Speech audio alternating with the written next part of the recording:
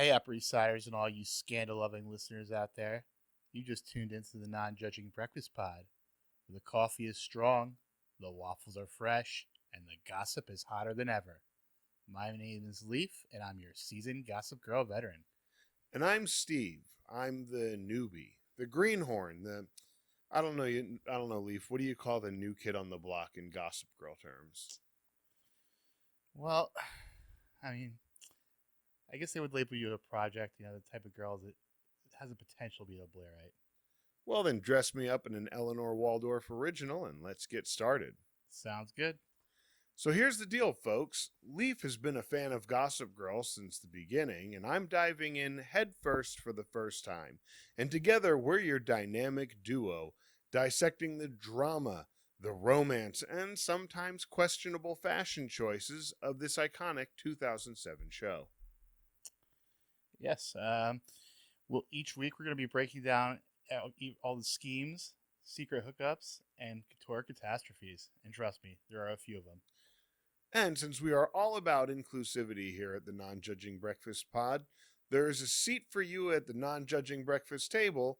Whether you're a veteran like Leaf or a newbie like me, go ahead and grab your mimosa, a cup of coffee, or roll up some of Nate and Chuck's special medicine, and let's get started.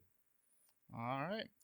And so I was talking to Jessica, who is the admin over at the XOXO Gossip Girl group on Facebook, and she said she's been listening to the episodes and enjoying it. So shout out to Jessica. Hey, thank you very much for listening, And Jessica. if anyone else wants to chime in, we love the fan interaction. Email us nonjudgingbreakfastpod@gmail.com. We're on TikTok and Instagram, Non-Judging Breakfast Pod.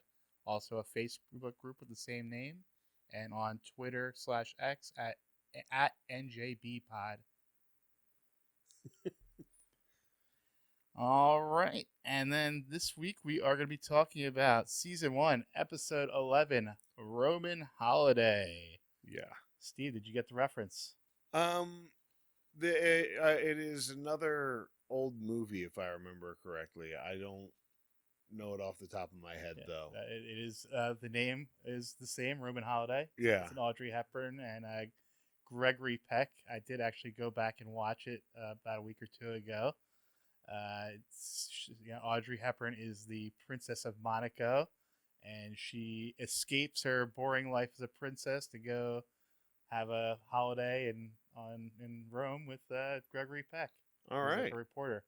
Yeah, so. And hijinks ensue, I assume. Yeah, so I guess the corollary is that obviously Blair is a big Audrey Hepburn fan, so that ties in, but I guess she's kind of like a spoiled princess, trying to get her way no matter what. Yeah.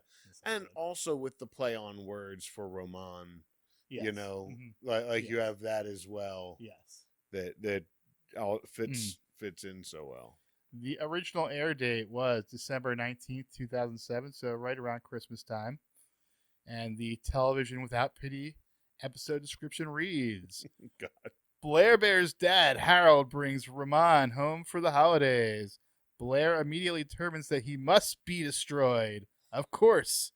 Jenny and Vanessa help Serena plan the best Christmas ever for Dan, but don't you ever forget that Vanessa sucks.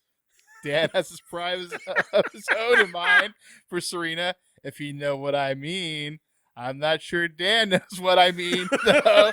Chuck and Nate run off to Monaco together. Poor Blair thinks it's about her. Vengeance comes for Alison Humphrey and the return of one Alexander Bancroft, the Hudson Neighborfucker. Yes.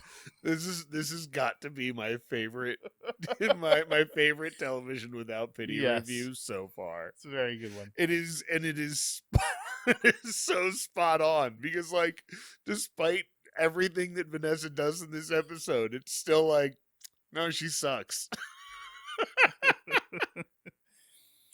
Okay, so the story is by Jessica Queller, who last wrote The Handmaid's Tale. Yeah, and I really like The Handmaid's Tale. I feel like you didn't like it as much, right? I thought we were the opposite. I remember you didn't like it because you thought you kept talking about the male gaze in that episode. Okay. I was flipping. I was thinking of a different episode, but yeah, you're right. It was actually directed by Michael Fields. This is his first episode of Gossip Girl. He did do three others in the series. It's been in TV since '85. He's like biggest control. He's got like 4 episodes of Law and Order SVU. He did 9 episodes of Veronica Mars, and 14 episodes of iZombie. Huh. I actually meant to watch that and didn't. Yeah, I know Adam was always talking about it, but I never watched it either. No, that's Z Nation. Did he talk about iZombie too? I thought he did. Because I know he and I both love Z Nation, but I could never watch the end of it. Like the last season kept fucking up on Netflix for me. The episode opens with a Gossip Girl monologue. Hey, Upper East Siders, it's Christmas in New York, and along with the season comes the constant Billard St. Jude's Bazaar, where the only thing bizarre are the donated items for sale. Yeah. Yeah. I don't think my school ever had a bazaar. Act 1 begins. The Constant Choir is back with a rendition of Santa Baby. Dan and Serena enjoy the bazaar. They are being super cute when Vanessa shows up to give Dan an early Christmas gift. Vanessa got Dan published in the New Yorker. The best gift ever, says Dan to Serena's silent chagrin. Yeah. The Robin quote of the day comes early because Robin goes, "Wow, greatest gift ever. Fuck you, Vanessa." But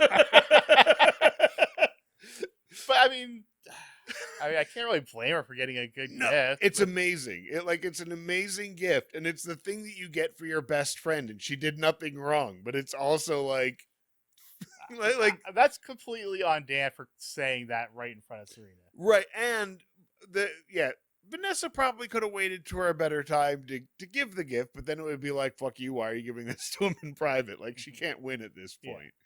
Yeah. What also was funny is that when sure she was like, she probably just found out and was super excited. Yeah, exactly. She really did nothing wrong, but it's also just like, God damn it, you're right there. I will call Vanessa out when it's warranted, but I'll give her a pass in this situation. Yeah, she deserves it, which is why it's. I know I'm wrong, but I feels how I feels.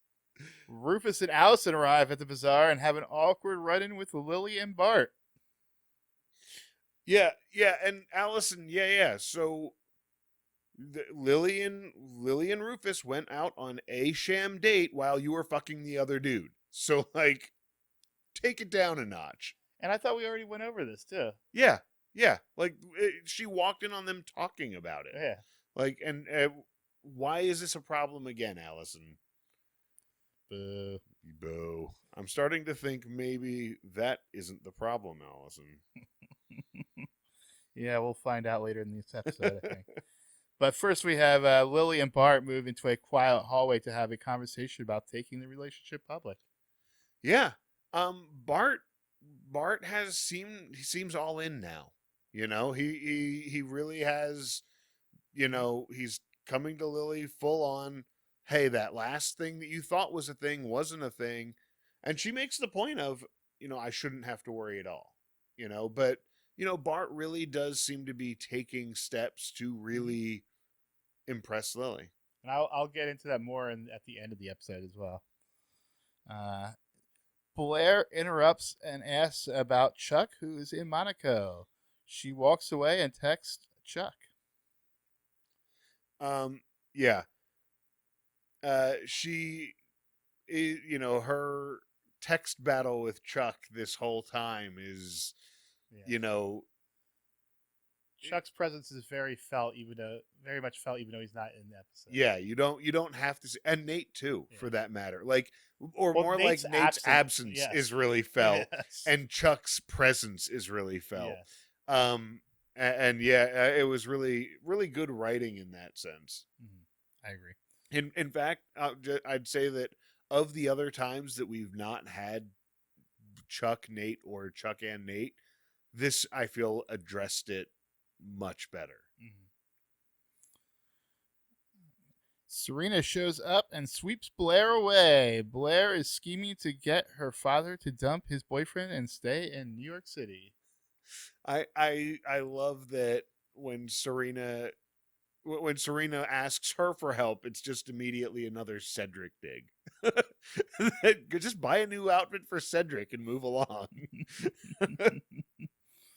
Yes.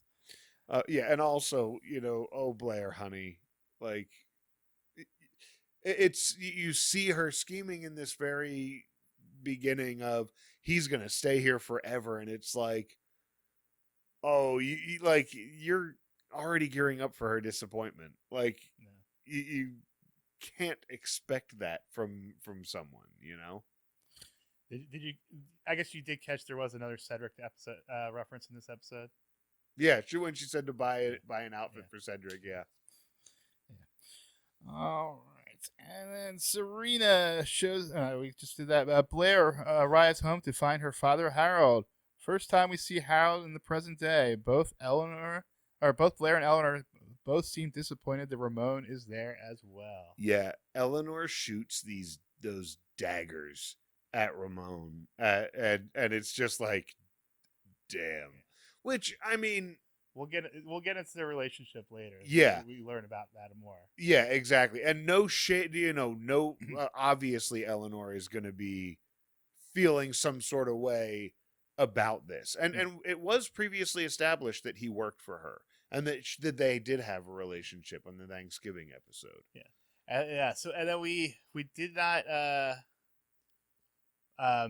talk about this in episode 9, but did you?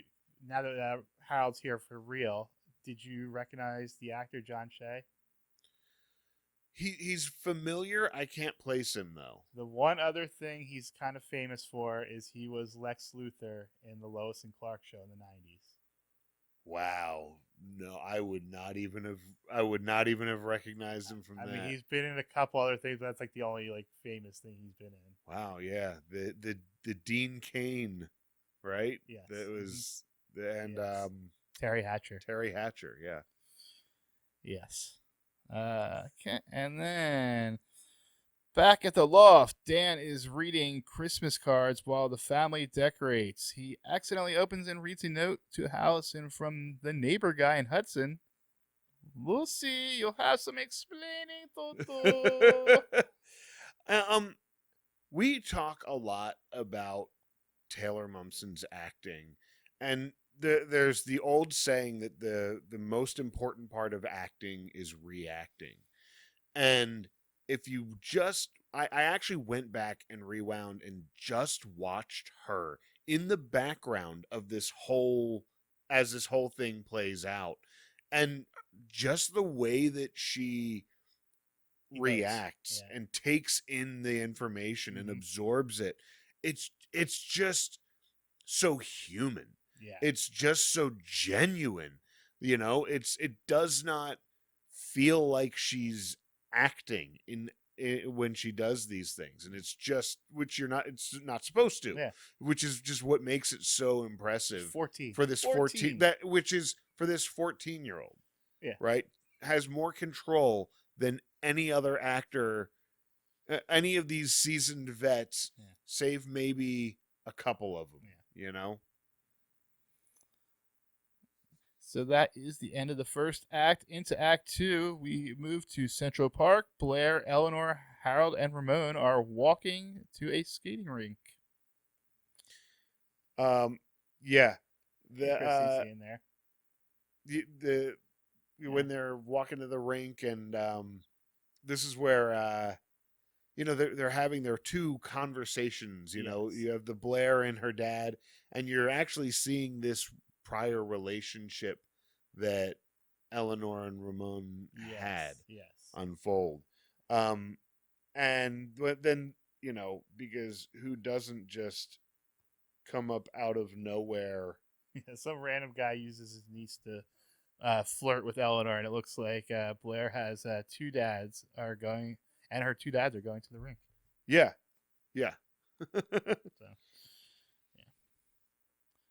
And then I had a note and I couldn't read my handwriting. It was that Eleanor, as mad as she is at Ramon, respects his professional opinion and is still very much listening to him on a professional level. You know, I really like that. It really says a lot about Eleanor's character, how she is someone who has her feelings, but she will always compartmentalize that for business first. Yeah. And then Vanessa and Dan are talking about her gifts at the cafe when Serena shows up with a Patek Philippe watch, which Dan says is way too expensive, so they set some ground rules for gift giving. Vanessa offers to help Serena, but Serena declines. Is this when Vanessa says the only gift I gave was to lick the stamp? I think she says. I think this is where she says that. And to me, you're pushing it. You're pushing it. Yeah. The verbiage you're using is pushing it. You have total plausible deniability. She's got a bit of funke in the mouth.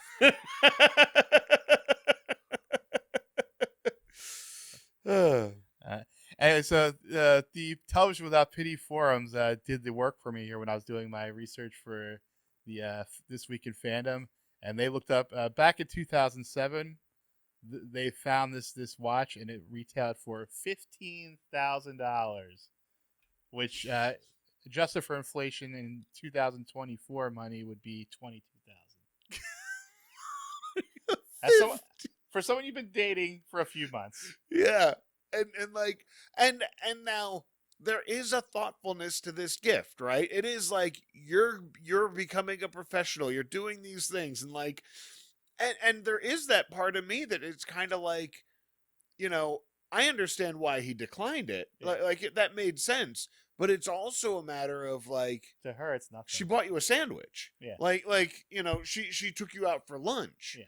You know, and I'm not and or like a nice shirt or something. Yeah, like a nice shirt. And it's I'm not saying like you should just, take things from people that you're dating, but I don't think that it was not a big deal to her. Yeah, I don't think it was the big deal to her.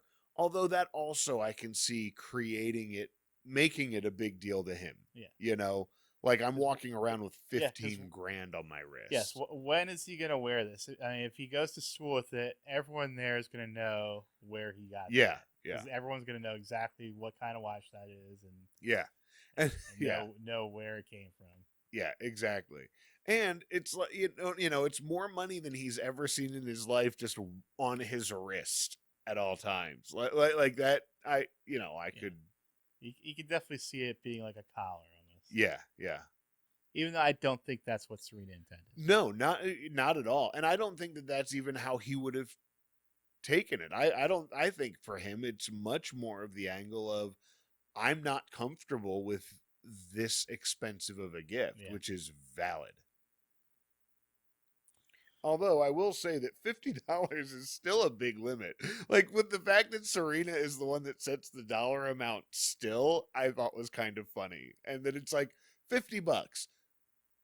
$50 to a teenager today is still a chunk of change, And so like I did think that was kind of funny. But I mean, yeah, if he's a junior in high school, that's appropriate for a girlfriend Christmas gift, I would say. Yeah. I could see that. It's just my point just being that the person who had the money is still the person setting the price range. That I thought that was an interesting take. Yeah, someone had to throw out the first offer. Mm-hmm. All right, Rufus shows up at the bar for Allison's meeting, looking for a fight. But some cold, hard facts finally shock Rufus into silence. Alex handled this so well. Yeah. Like, this could have gone sideways, but he was like, hey, man, why don't you have a seat? Yeah. Like, hey, man, Sorry, buddy. Like, hey, sorry, buddy. Like, I'm here to, like, let's talk about this. And like, yeah. And it's funny, because, like, there's that element of You know, if you see it in Alex's face, if this guy punches me in the face, okay, I get it. Like this guy might punch me in the face at any moment, and I know why. But he's calm, and he's not aggressive, and he's empathetic. You know, he's like, I will say this whole situation is probably the worst part of the writing of this episode because of the whole plot contrivance of having to send a letter. Because if she wanted to talk to him, she would be answering his calls. yeah. She has a cell phone. Yeah. Why is he sending a letter to the apartment? Yeah, why isn't... If not for plot contrivance? Yeah. Yeah, and only so that everyone in the family can know about it. Because, like, you know, it could have been Rufus found the text. Yeah. You know? Yes, that's You're right. that was like, the weakest. Who sends letters? Yeah. Like, the only way, like, because, like, from Rufus' point of view, yeah, he's sending a letter because she's not answering his calls. Like, she doesn't want to talk to you, guy. Why you're sending letters to my house now? Yeah. What the fuck? Yeah. So. Yeah. All right. At the ice rink, Blair is trying to sabotage Ramon. And Ramon doesn't snitch. No. I mean, I really give Ramon a lot of credit for just standing up and being like, wow, I'm clumsy. You know? Yeah. At the same time, in this scene, Blair is also getting another text from Chuck about how did you fake being a virgin? Oh, yeah. And this is also a topic on the forums, which I don't really get because Nate is not that experienced that he would be able to tell. Yeah. And yeah. Yeah. I mean, come on. Yeah. And the what are we, hanging sheets out of a window so that everybody knows? Like come on now. And, you know, I mean, Blair is a wealthy girl, so there's a good chance she had riding lessons at some point. Yeah, exactly. Yeah. Or one of the myriad other ways that the hide can be broken. Yeah, gymnastics. So that's a bit antiquated there, I would say. Yeah. Eleanor and Blair are riding the elevator and mourning that Ramon stole their husband and father respectively. So yes. Yeah, and yeah, the scheming immediately from Blair. Yeah, it ramps up here. Yeah. You can see those wheels turning. Yeah, exactly. Rufus comes back to the loft to confront Alison about Alex. Dun dun dun. Yeah. They have that conversation, and the whole very honest, like, we're sitting here putting this on outside people, and it's not these other people who are the problem. It's us. I thought as far as on-screen breakups go, it was a well-written breakup. It was, two people really realizing that this isn't where they want to be and ready to move on. Or move backwards. It wasn't really about Lily or Alex. It was just they had grown apart as people. Yeah, and neither of them were really at a point in their heads that they necessarily wanted to put in the fight. You know, it's a lot of work, and they weren't. If you're not there, you're not there. Yeah. Jenny is helping Dan find Serena and make a joke gift and makes a joke about farting, I think. Something about cutting the cheese there. Oh, yeah. Jenny then mentions that Serena and Eric can't have a Christmas tree in the hotel. Dan gets an idea. It's so crazy. It just might work. I love their chemistry. Yeah.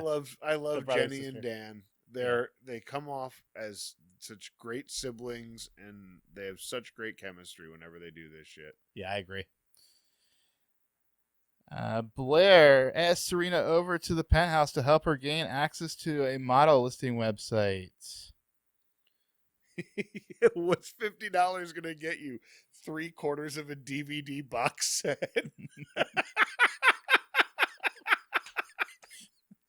Damn, that was An entree so at a good. mid-price restaurant. An entree at a mid-priced restaurant. Although, speaking of chemistry, the chemistry between Blair and Serena in the scene is very great. Oh, They're yeah. so cute together. Yeah, it's such best friends. Yeah. And yeah, her wit is so fucking sharp, and and they just play off of each other so well. Yeah, absolutely. And then we also in the scene get another through line with the whole Blair Chuck thing where she leaves a voicemail begging for silence. Yeah.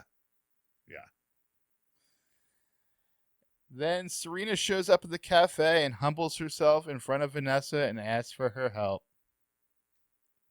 Yeah. I feel like Serena could have done something. She knows people. She could get connections to authors and stuff. She could have got someone to meet Dan or something. Yeah. Someone famous or something. Yeah. She could have gotten, but she went to Vanessa and kudos to Serena for being able to do that though too. And it was Serena's idea, but it was Vanessa that kind of visualized how to achieve it. Yeah. And but you got to give credit to Serena for being able to ask for that help from someone that she knows is going to be doing it and she suspects. She knows that Vanessa likes Dan. Yeah. She's just confident enough that she's not a competition. Yeah. Which is really one of the big things that I maybe kind of missed when watching it, but one of the big takeaways of this is Serena does not view Vanessa as a threat. I mean, or at least she wants it to appear that she doesn't. Yeah. But I feel like she was, because she was kind of threatened in the beginning with that interaction with the story. But I feel like Serena is just a confident person altogether, and so I feel like that confidence kind of comes back around a lot. Maybe. I kind of think she's a good actress. That's also very true. But I am looking at a different lens that I know it's coming. Yeah. Well, yeah. I'm not seeing any of that yet. All right, that is the end of Act 2, and we go into Act 3. At Eleanor's party, festivities abound when Lily gets a call from Rufus. Neither have the courage to reveal their obvious feelings for each other. Yeah. So everything's party's going off, and they get the call, and they both are about to say something, but then they Lily makes up a lie that Rufus later catches. Yeah, she says that she's leaving, that she's going somewhere away tonight. Yeah, with Bart. And and then we go into the man who flirted with Eleanor earlier shows up at the party on Ramon's invitation. Before Harold ran off with Ramon, Eleanor and Ramon were good friends. My note here is, then this rando just shows up. I knew Ramon set it up, but it's still you just met her in the park to ask for directions, and now you're at her party. You didn't think that was weird? He was invited, right? But seriously, Ramon for the win. Yeah, Ramon, he knows Eleanor. This is when that really comes through. Yeah, and the whole rundown of this dude's fucking resume. Ramon was like, "Oh yeah, after we left, I looked into him, and here's why you definitely would like to go out with him more." Yeah, it was just he just really came through. Oh, he's not just good looking; he also has money. He's Yeah. yeah. He also has money and also has access to the kind of things that you want. Yeah.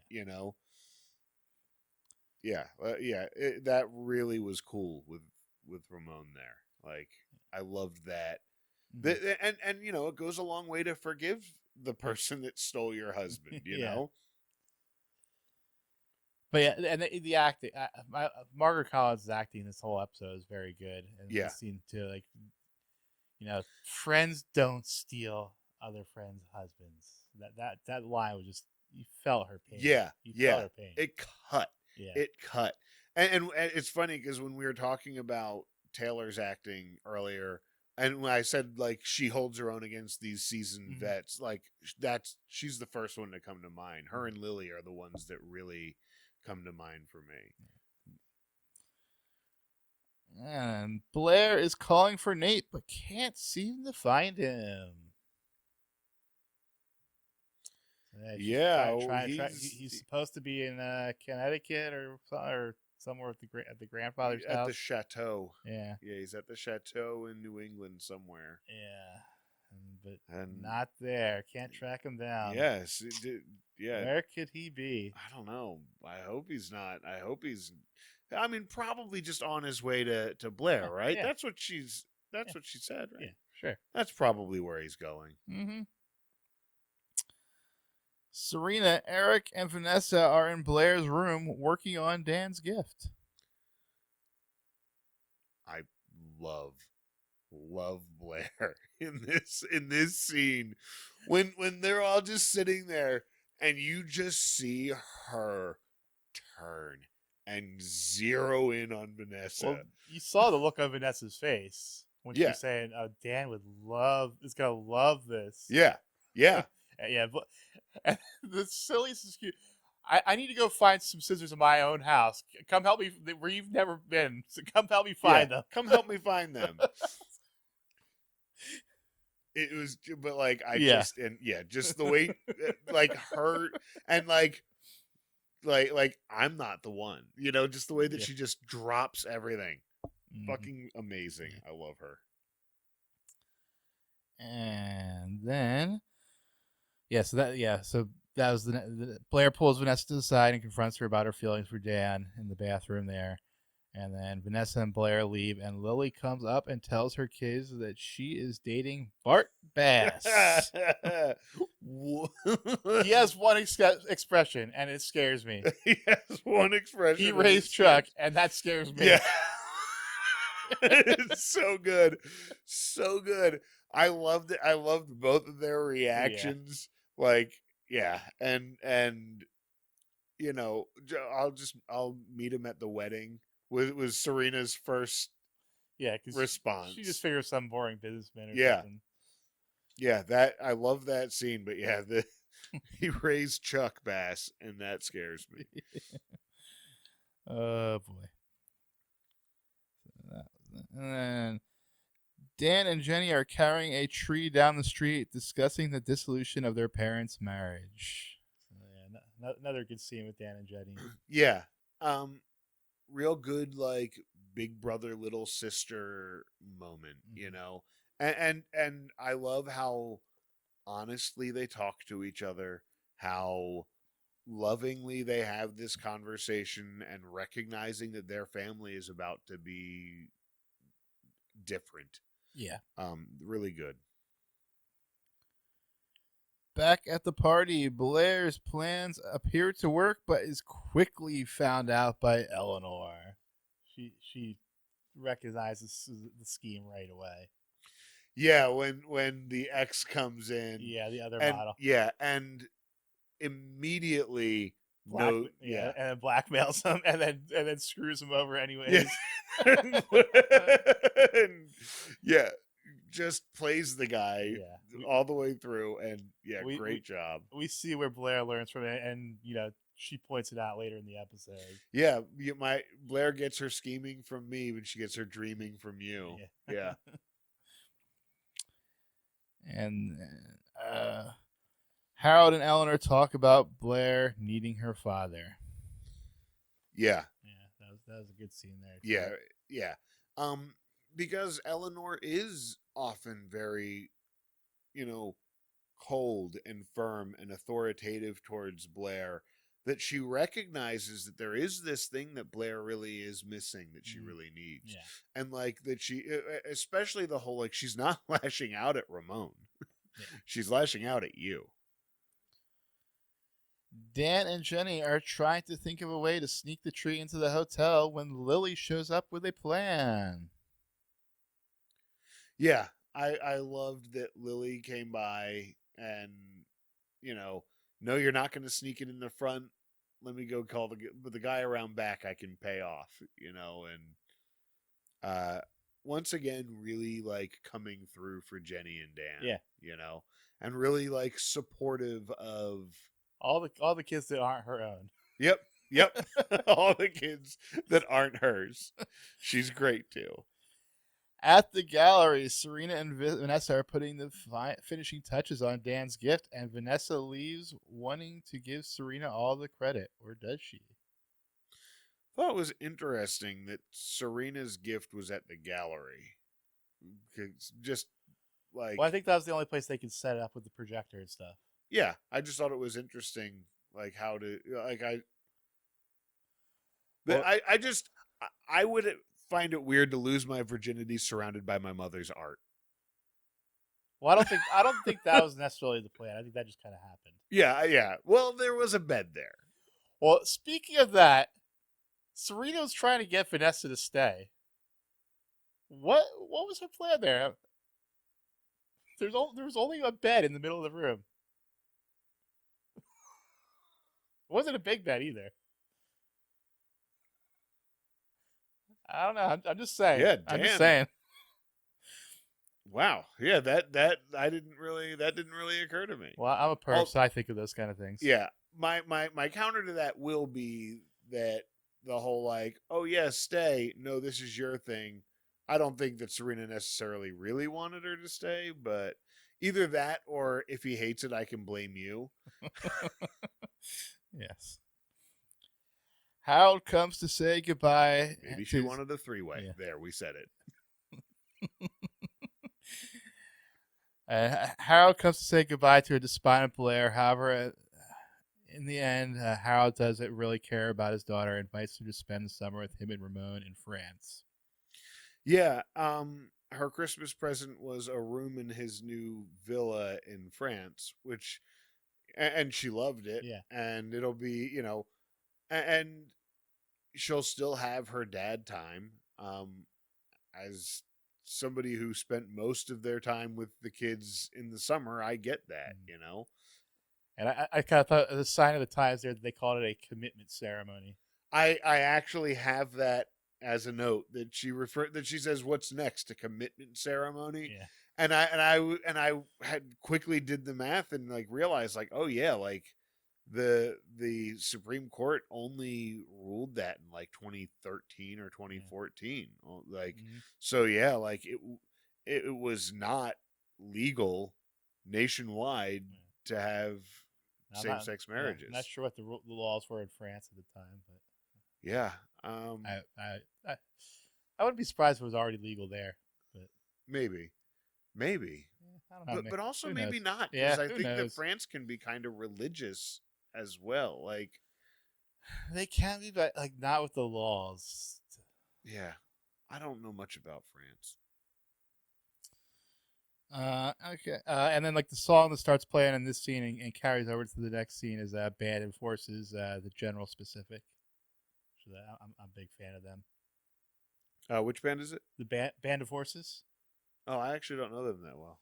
They're an indie band. It's actually surprising. They're very cutting edge to be in a show on 2007. So, oh, cool. Josh Short's bringing out his indie collection.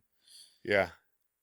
And yes, Dan arrives to find his gift: sex in the snow. Yeah, I mean, and yeah, it was, good scene, and it's time, good on them. Yeah. Good job, guys. Yeah. Now, make sure you tell Vanessa about it when you're getting coffee tomorrow. Yeah. In great detail. Yeah, in great detail. That is, also, Okay, so we go into the epilogue here, and Dan and Serena wake up in a bed of confetti. This is Christmas Day, so December 25th. I looked up when sunrise was, and sunrise is 7:32. But you could tell it was pretty. The sun was pretty high in the sky. Like if you could see it through the skylight already. Right. Yeah. So that had to be at least 10, 11 o'clock. Yeah. And they're not expecting people not to be awake on Christmas morning. Yeah. But whatever. Apparently, Eleanor also got laid last night. Her new friend Jack is sneaky out when Harold and Ramon walk in. Blair arrives and now loves Ramon. Yeah. It doesn't take much to flip Blair's switch. Yeah. It just takes stuff. Yeah. It just takes some kind of advantage, money, or power. Yes. And then she'll like you a lot. And then Serena arrives back at the hotel to find the tree. Yeah, so she gets her gift. Yeah, she gets her gift back at the house, which Dan isn't there to see or to. It was but nice. she loved it. Yeah. She loved it. And then Dan gets back to the loft and has the biggest grin ever. His spirits are quickly dampened when Rufus says he needs to go take care of some business. Oh, on Christmas? Yeah, it's fucking Christmas. Like, art never rests. Can't you all just be here to tell us about this shit? Yeah. And then everyone is happy and festive at the Waldorf penthouse. So yeah, all is well as ends well. Blair now has two dads. It was sweet. It was sweet that she gave Dorota a phone. Yes. To keep in touch with her so they can text each other. Yes, Dorota's becoming more of a character. Yeah. And I like that. Alison tells her kids that she is going back to Hudson. Yeah. Yay! Woohoo! And then the Vanderwoodsons plus Bart are exchanging gifts, and Bart proposes to Lily. Yeah. Yeah, like I said, he's all in. Well, this is where I teased earlier, where I said he is taking an effort. He gives Eric a Marlins jersey. Yeah, I actually loved that. Which means he was paying attention to what Eric said to him. Yeah, I know how much you like Florida, but it's also good writing in the sense it shows that Lily is not letting him in because she didn't tell him what really happened. Yeah. Yeah, exactly. That didn't even occur to me until you just said it right now, because he specifically, not only does he say I know how much you like Florida, but in that exchange when he says how is Florida, he said go Marlins. Yeah, exactly. I did actually appreciate where that was coming he's from. Making an effort For Bart. Yeah, he's making an effort. Yeah. I had a guy that my mom dated one time. There was a Christmas that he gave everyone. He bought gifts for everybody, and he was a guy that apparently had some money, but he bought me a Tommy Hilfiger sweatshirt that I was never going to wear. This guy just threw expensive sweatshirts at my siblings and me. And none of us would have worn them. Maybe my sister would have worn whatever she got. I totally would have worn a Tommy Hilfiger sweatshirt. Well, but honestly, that was not my thing back then. I was so anti wearing any kind of brand stuff like that unless it was a band that I was into. I was just way too pre-hipster to wear a Tommy. I was completely the opposite. I was such a lemming in high school. All right, and so that we got the jersey, and then this is happening right when Rufus is leaving Lily a voicemail that Alison is leaving again. Yeah, he walked all the way from Brooklyn to Manhattan in the snow without a jacket to call her. to call. Yeah. Like, just go upstairs at that point. You're not gonna. It's gonna suck. It's gonna suck. Yeah. But at that point, just go upstairs. Yeah. And the episode closes with Blair getting the reveal that Chuck and Nate are together in Monaco. Yeah. And yeah, Nate did not come to visit Blair, apparently. Yeah, you finally sleep with the girl and then you disappear. Not good, Nate. Yeah, poor form. Any predictions for the next episode? I mean, I'm definitely predicting Blair trying to scheme her way in between Nate and Chuck. Or unless Nate knows, I cannot see Chuck showing his hand. Yeah, because it incriminates him as well. Yeah, I can't see him doing anything like that. Yeah, because it would make him look just as bad as Blair. Yeah. All right, so we'll go ahead and get into some segments. This week in fandom. Dan did not he was getting shit on this week. He's an ungrateful jerk for not accepting the watch. I mean, Penn Badgley's bad actor. Dan's story is kind of creepy that he wrote about Serena.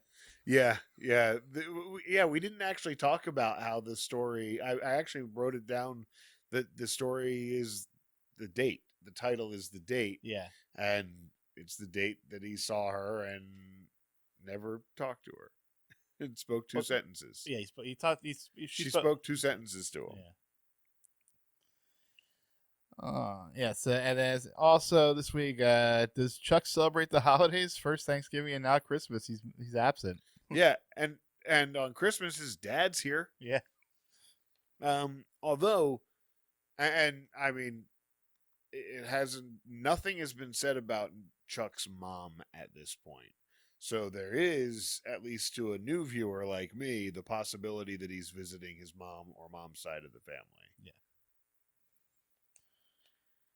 And then what else? I'm going to my mom's. Nate going back to his bad boyfriend ways. Finally has sex with Blair. That's as I mentioned. And then leaves town without even a voicemail. Everyone seemed to like Blair's smackdown on Vanessa in the bathroom. Fantastic. It was everyone should. Yes, it was very good. People seem surprised to really like the Lily Rufus storyline because the parents usually have boring storylines on these shows. Yeah, and I love that storyline. This is probably the best storyline going right now. Yeah, and I actually was buckled up expecting Alison for at least the season. Like, I didn't think this was that she would be out of the picture this soon, unless she's not. But I didn't think that this breakup would happen this soon. She is never seen on screen again. When she's referenced throughout the series, going to mom's house. Yes. Yeah, like typically like in the off season, that's where it's mentioned that Dan and Jenny are visiting Hudson. and no disrespect to the actor who played Allison, I think it's kind of the Jenny situation where you were given a shit part to play. You mean Vanessa? Vanessa, yeah. But it's the same sort of thing. You're given a shit role to play, and she did her best with it. Mm-hmm. And then also the Serena and Blair chemistry, great. Everyone liked that. Yeah. Serena's outfit for the people were complaining about Serena's outfit for the family gift exchange.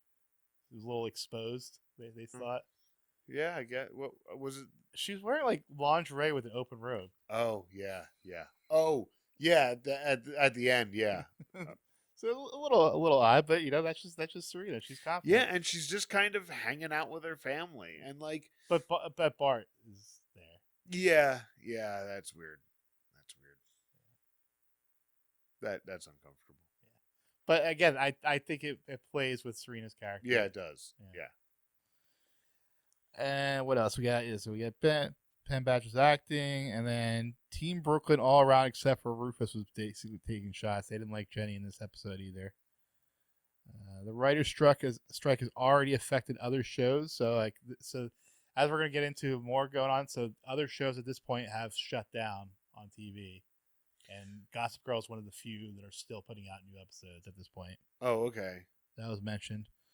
And then Dan and Serena are doomed. Are Nate and Serena coming out next? Wow, people are saying that Dan and Serena are doomed. Yeah, because of the different worlds thing. Oh. They just see that as that's going to come up over and over. They think. Yeah, I mean, I the whole thing with the gifts. Yeah, I mean, I feel like it will. I hope it doesn't, but like I get that. I mean, they are in different worlds, but I think that's also part of like what this is about, you know. Mm-hmm. So this is episode 11. So you go first for grades this week. My grade was an A for the episode, an A- for the episode overall. You know, Chuck and Nate not being in it typically gets a little bit of a dip from me. And you know, even though I feel like their absence was handled better. Overall, I loved the episode. A-. I went a little lower. I actually give it a B-. I actually kind of agreed. Normally, I like Penn Badgley's acting, but I agreed it was bad, especially in the scene. It was especially bad in the scene where he got Vanessa's gift, where like, he was reacting to finding out about it. It was pretty bad. He has the same reaction face all the time. He has that like all the time. It's always the same reaction. That excited face. reaction. Yeah. So that's the whole the storyline with him and Jenny was okay. Like the first part was good, but then it kind of dragged on. They didn't need the second scene of them dragging the tree, and then the whole. Yeah, so it was a good episode overall, but yeah, still not an A episode. That's fair. What about for Stockwatch? Who do you got going up? Well, up. I mean, Dan went up. Something's going up. Something went up. So yeah, Dan and Serena are both going up. And man, Lily. Well, she didn't really go up. She just kind of is in a decent position right now. You said Serena too, right? I said Dan and Serena. Man, I'm feeling like, I hate to say it, but I feel like Vanessa's stock went up. I shit on her this whole episode, but she really did kind of come through and like, but I really think Dan, Serena, and Vanessa are the only ones I have going up. Because going down, it's I mean Rufus with the phone call to Lily, and just like immediately after Allison and him break up, calling Lily right away, and like you're moving on to down already? Yeah. Oh, my bad. Go ahead. So yeah, so I had going up. I had Dan and Serena. I also had Chuck going up because he got under. He got under Blair's skin the whole episode. That is true. But I also had Blair going up because she started out the episode with no dads and ended up with 2 dads. And I gave Eleanor, up because she got her friend back and she also got laid. And also Harold and Ramon because they seem like a happy couple and they got a chateau in France, so good for them. You know what? I actually want to add Eleanor to mine too, because you're right. She got her friend back. She got closure. She got some really good closure, and she got laid. Like that's a lot in one episode. Yeah.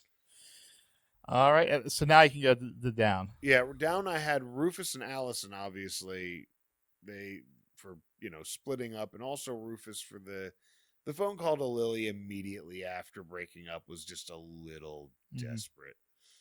And then I actually had Blair going down because her scheming backfired and was the way that Eleanor outplayed her in that, and she was, aside from the flawless Vanessa scene, Blair was on the ropes with Chuck the whole time.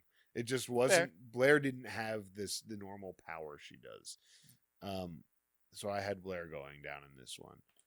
Yeah, I mainly gave her going up because she was happy at the end of the episode. Yeah, that's fair. And then for me going down, I had Nate because he was a douchebag boyfriend. That's fair. Rufus because he's gonna lose his wife finally, and then Allison also for Sucking. Yeah, sucking, and Alex for being a douchebag. Oh wow, okay, yeah, that's fair. And sending a letter. Yeah, for sending a letter. Yeah, that's fair. See, I'll even declare Alex for me as officially breaking even because despite sending a douchey letter, he was cool at the bar. Yeah, he was cool. He came through at the bar. But no, and Rufus's word, he's actually a pretty cool guy. Yeah, he's actually a pretty cool guy. I love that. All right, and then who do you have for best outfit? Serena, the sequins dress, that like purplish sequins. I don't know. Yeah, she wears those sequins a lot, and I'm not a big fan of those kind of dresses, really. But I'm not usually. This one kind of caught my eye, like just something. Maybe the color or something. Yeah. For me, like the whole episode, all their outfits, Ramon and Harold were killing it. Yeah. But the one I ended up giving it to was Ramon's outfit from the park with the leather jacket, the black pants, and the gray turtleneck. Yeah. Yeah, and you gotta expect because like he's a fashion guy. Yeah, like he's going to he's a model and he's going to look. Is he a model? I thought he was like an assistant. Yeah, he's a male model. Oh, okay, because he was. I thought he was Eleanor's assistant, or was I wrong about that? No. Oh, okay. He was a model that worked. She just said, "I work with this one." Oh, okay. And you have any plugs? I do. I actually have a couple gigs coming up. May 10th at Fat Lady Brewing in Manayunk. And then July 19th, I will be playing the Hypes Love Fest also at Fat Lady Brewing in Manayunk. So come on out and I'll make sure you check that out. So I guess the new thing that I've been watching, I started watching. It's kind of late on the bandwagon, but I started watching Star Trek: Strange New Worlds. So, how is that? It's good. I've only ever watched random episodes of every Star Trek.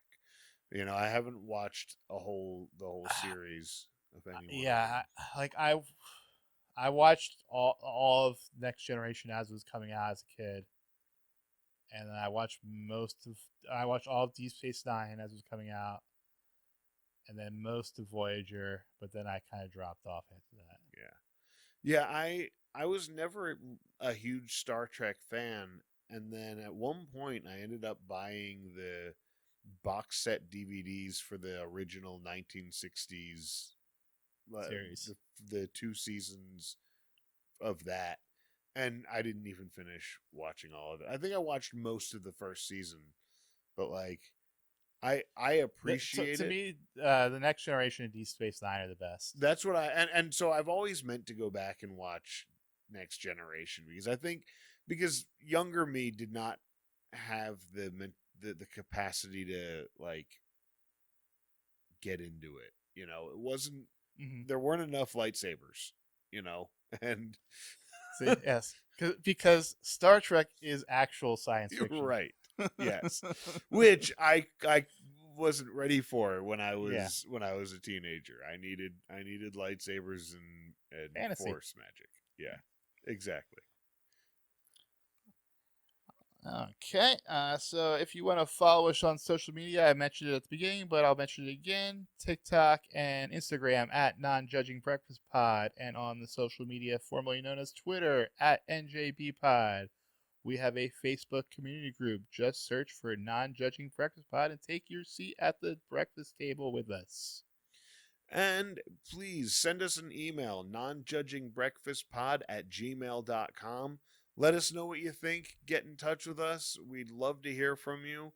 Also, please leave reviews, comment on our on Spotify and iHeart and Amazon and iTunes or Apple Pods. What is the Apple thing? Apple. Apple. Yeah. Leave us a comment, leave us a review. That really helps for our visibility and gets other people to listen to the show. Yeah, and share with a friend. Next episode, we'll be discussing in 2 weeks, Season 1, Episode 12, School Lies. The Max episode preview reads, the gang breaks into the school swimming pool for an impromptu night of fun. Okay. Sounds exciting. Yeah, sounds like fun. Well, until next time, you know you love us. XOXO. Take care.